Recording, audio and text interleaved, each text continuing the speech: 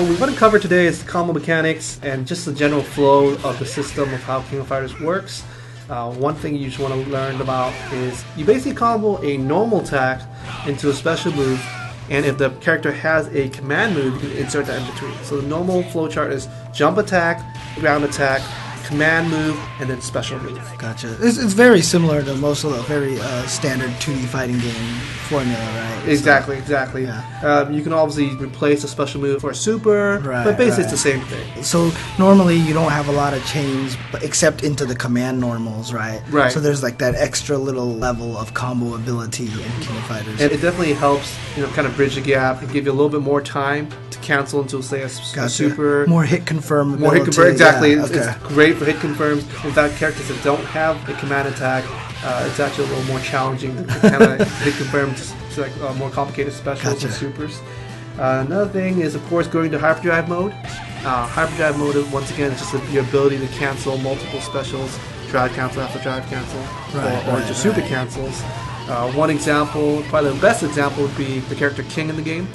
She can cancel her trap shot, which is basically an uppercut special, and the last frame of it, you can cancel that into a tornado kick, which is a forward moving attack. And then at the end of the tornado kick, you can trap shot. So you got the trap shot tornado kick loop. End it with a fireball, or end it with a super. Gotcha. Now, can you do like the same move over and over again? Like if you have like Kyo, can you just uppercut kind of thing? Actually, there's a certain rules where you cannot cancel the same special move into the exact same special move unless you're doing a regular special move into the EX version of it. Oh, interesting. So you have to cancel a different version. Gotcha. Okay, makes sense. So if I actually wanted to go and just sit down and learn these combos, I mean, you guys got a really nice, robust training mode and everything for that, right? Yeah, we do, and not only that, we actually have trial modes.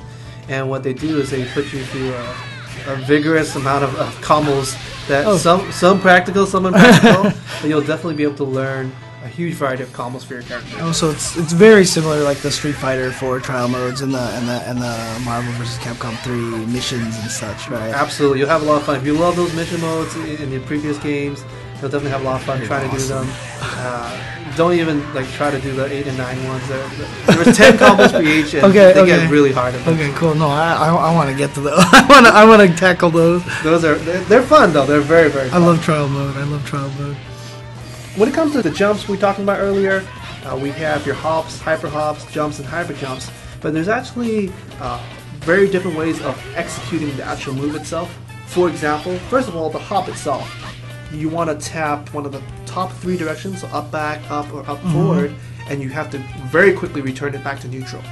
Some people actually find it easier to tap it real quick and hold down. Right.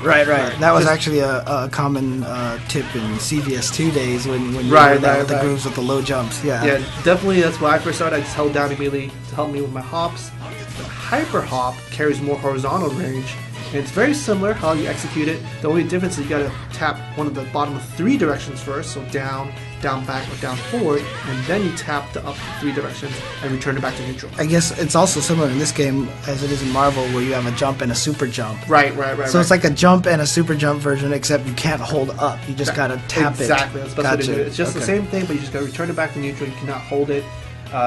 Another thing is, for anytime you're doing the hyper versions of the jump or the hop, there's a different way of doing it. You can dash and just do a hop. So basically you can hold forward, so you're dashing, then you tap the up 3 directions and return to neutral. That will automatically activate the hyper version of Gotcha. Okay, so while you're dashing, in other words, you can't do a regular hop or a regular jump. You cannot. Gotcha. Right. It will always be in a hyper version. Okay. So in similar fashion, your jump, just like any other game, you hold one of the 3 directions and you hold it. Okay? Right. So that's simple. Your hyper jump is the same thing as a hyper hop, except this time you hold the final 3 directions. It's like the super jump in Marvel. Exactly the same. Okay. And just like the hyper hop, you can do it when you're dashing, and when you jump, when you're dashing, it will automatically be hyper jump.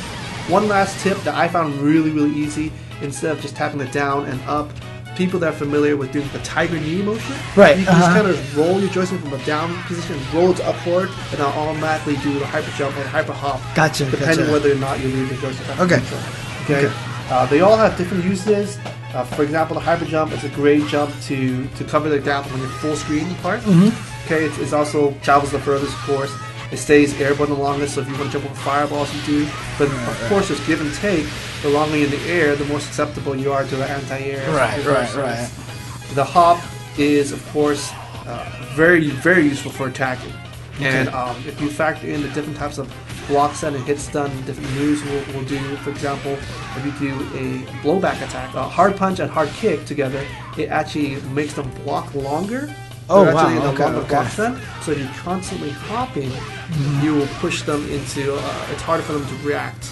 And it doesn't matter if you're doing a hyper hop or a regular hop or any of these jumps, they still have to block high all the jump attacks, right? That's correct. All the jump attacks, they have to block high. I guess it's considered an overhead if you put it that way. So if you have a move, say, that hits low enough and you do a quick hop and into that move, it's almost like an instant overhead in a way, right? Right. There's characters such as Leona. She can do a very quick hyper jump a light punch, and basically it will hit them as instant overhead. Okay. And then you can cancel that move into a special. Oh, nice. Okay. So it's very sneaky. Another use of these hops is basically because the hops are so rapid, so quick, so low to the ground. You can do these mix-up games where you don't do any attack and you start with a low attack. So you do an empty hop. Empty hop. Yeah, there you go. Empty hops, empty hops into throws. Now I know there's a lot of ground fireballs in King of Fighters, so I can imagine like hyper hops are good for getting over like those kind of fireballs, right? Exactly. Hyper hops are perfect for getting over low ground fireballs and attacking an opponent, especially from a mid-range kind of distance. Right. And another use for the hyper hop is you can use that for cross-up actually. So if you kind of condition your opponent to be blocking low at a certain distance, depending on your character, because they have different jump arcs, but most characters can do a hyper hop at a certain distance. And they can make it over the opponent? And make it over the opponent and cross them up. That's the beauty of King of Fighters XIII. Wow. Where they have so many different angles to attack in and so many different things your opponent has to worry about. Okay. One quick thing though, jump and hop can be done in all three directions. The hyper jump and hyper hop can only be done forward and backwards. So you can't hyper jump vertically. In 13 also, in console version specifically, they've actually changed the hit stun of a jump attack. So just make sure when you're playing console version that you have to land your jump attack quite low to the ground. So a pretty deep attack. Really deep. Okay. Definitely want to do a deep attack. You're not going to kick someone at the top of the head. You don't want to. combo. If you kick someone on the top of the head, you're going to eat a combo when you land. Okay, gotcha. Okay. There are specific moves that are command attacks in the air, such as PO's jump down hard punch, and it basically is a very quick hitting overhead punch. Right. And that move will actually stun the opponent a little bit longer. Okay. So you can be a little bit more lenient when you hit the opponent. Another example would be Iori's cross-up back light kick. And that can be done pretty. You can hit him pretty high in the head, and by the time you land, you'll still have plenty of time to combo them. So that's the jump attacks. Then you got your guard gauge. Now this is the only time when there's a little bit of variability between the cast of the entire roster, where everyone has 100 guard gauge units. Okay. Howard, Ralph, and Clark have 120, and Maxima and Doral have 150. Okay. So it takes a little bit harder to guard crush them.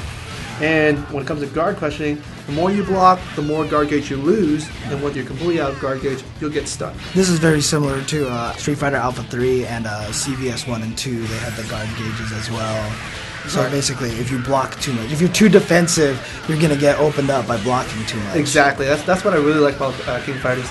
It really encourages a very offensive base, and you can't just sit there in the corner all the time. There's a lot of different ways to open up your opponent. Gotcha. Cool. Okay.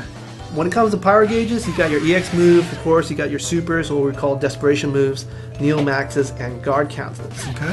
One thing that's really cool is in this game, you build up meter very quickly as long as you're attacking your opponent with either special moves or normal attacks, and even certain special moves, if they don't connect, if they whiff, they'll still build up meter. Oh, okay. So, I mean, is it possible, so for example, you say you knock someone down, you can kind of whiff a couple of uppercuts to build meter? Exactly. Gotcha. Even on the defensive end, we call it passive build-up.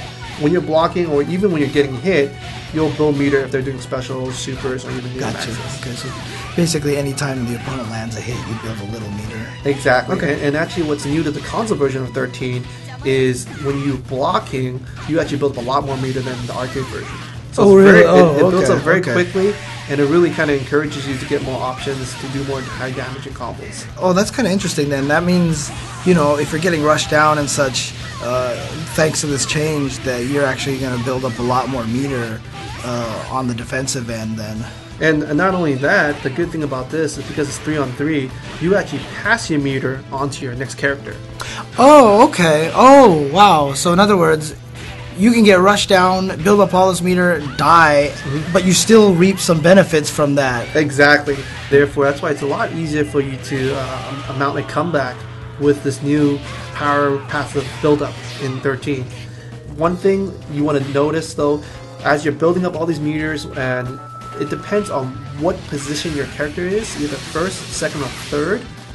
Depends on how much meter you can save up. So your first character can save 3 stocks. Your second character can save up 4 stocks.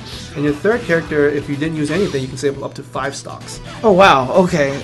So, in other words, for example, if you had all 5 of them built up, you could do like a super combo into a Neo Max. If That's you really exactly right. Wow, okay. So there are really high damaging combos, but it is limited to how often you can do them, because obviously to do 5 stocks you need to be your last character. Right, okay. So it's pretty fair and it's pretty balanced. Wow, in that interesting. respect. Okay. Your drive gauge is for drive canceling, super cancel, hyperdrive mode, and Neo Max. Very similar. Anytime you're hitting the opponent, or anytime they block with attacks or specials, they'll build up your drive gauge. And on the defensive end, passive build up, anytime you're getting hit or you're blocking any of their moves, special, super, Neo Maxes. So it's basically the same way for both gauges. Just in general, like if you sit there and play a normal match, which one usually builds up faster between the two? The drive meter definitely builds up slower than the power power really? meter. Oh, okay. So drive, if you put it that way, is more valuable. Gotcha. Then of course you got your evasive rolls, which is your roll that's activated by pushing light kick and light punch. It's good for dodging attacks, but remember, like we talked about, you can be thrown out of it, and you'll definitely be open to an attack at the end of the roll. Right, gotcha. So you got to be you want to use it sparingly. Do different characters have different speed rolls and different length rolls? Not different characters, but if you dash before you roll, your roll's a little bit longer. Oh wow! Okay, so you do roll a little bit further, but everyone does have the same amount of rolls. Okay, distant. Gotcha. Throwing in this game is basically anytime you push forward hard punch or back hard punch anytime you're close to the opponent. If it's the hard punch version, it will always throw the opponent in front of you. If you throw with the hard kick version, either forward or back, it will always throw the opponent behind you. So it's definitely a good strategy. Let's say you got your back towards the corner, you can throw them with a hard kick version to throw them into the corner, to put it on your advantage. Does either the kick throw or punch throw have more range than the others, or are they pretty much the same? They're the range? exact same thing. Gotcha. And it doesn't matter if you do it forward or backwards. The direction you throw the opponent is dependent on your button, not the direction you activate the throw. Okay. Now throw breaking, like most games, when you tech a throw, basically, you just input throw itself. So if you try to throw me, as long as I do forward or back hard punch or hard kick, doesn't matter which direction, doesn't matter which one you use, I will break your throw. Okay. But I have to do it in the beginning frames of the throw itself. Right. So in order to do the throw break, though, do you have to hold left or right? I mean, obviously in Street Fighter 4, there's this whole concept of crouch teching. Okay. You know, can you be at neutral to tech, or can you still be holding diagonally down when you want to throw? You tech? absolutely have to stand up and either do forward or back, hard punch or hard kick. So if you're crouching and you get thrown, you make sure you go back to neutral and do forward or back. You can also dash normal through this game, and because of the ability to run in the game, you can just do a couple of pokes, for example, and once you condition the block, you dash in, and you want to tilt your stick backwards and do hard punch or hard kick. Oh wow! Okay, that's the easiest way to do it. Otherwise, you'll get a little bit of overlap. So it's, basically, you're canceling your dash by hitting back and then throwing right away. Exactly. Right? Okay. Now, when you tech a throw, does anybody take any damage, or do they just kind of separate each other from each other and nobody takes any damage? Nobody takes any damage. Okay. And in King of Fighters, you also have something called the counter hit. And basically, counter hit is when you hit the opponent while they're attacking, like most games. Right. During the startup frames of their attacks, right? That's correct. In this game, you do 25% more damage if you happen to do a counter hit that's started by a blowback attack. So if you say you do a jump and hard punch, hard kick, which does a blowback, and you get a counter hit message, you'll send your opponent spinning, and basically allows you to do an extra juggle afterwards. That was the case for all the King of correct. Fighter games, right? Yeah, it does it for all the games.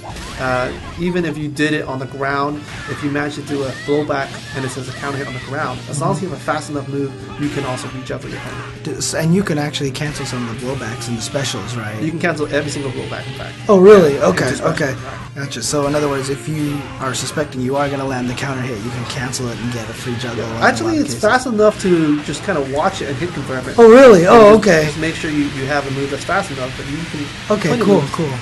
One of the other benefits that, counter hits give you, not only damage, but in Street Fighter 4, you also get increased hit stun, like on the ground, like if you do frame traps, that you hear people talk about all the time, and you hit them with the counter hit, then you get these counter hit combos. I mean, do you get that kind of same thing here in this game? You don't. In King of Fighters, the only advantage you get is if you do a blowback attack, whether grounded or in the air, you get a free juggle, but there's no special combos that only are allowed if you do a counter. Okay, so the benefit is just the damage then. Just the damage and the extra juggles. Okay, gotcha, okay.